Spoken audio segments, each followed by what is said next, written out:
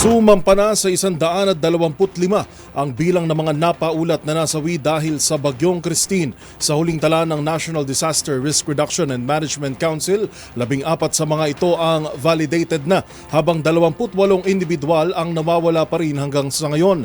Higit 1.7 milyong pamilya o 7.1 milyong individual na ang apektado ng bagyo, na pinakamarami pa rin ay mula sa Bicol Region. Sa Batangas, ilang araw matapos ang Bagyong Christine, nagpapatuloy pa rin ng clearing at relief operations. Aabot sa higit 27,000 pamilya o halos 100,000 individual ang naapektuhan ng nagdaang Bagyong Christine sa nasabing lalawigan.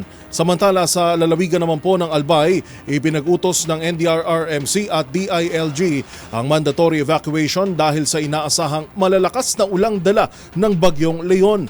Pinaghahanda na rin ng ang PNP, katuwang ang Bureau of Fire Protection at iba pang emergency services na umalalay sa mga LGU sa evacuation efforts.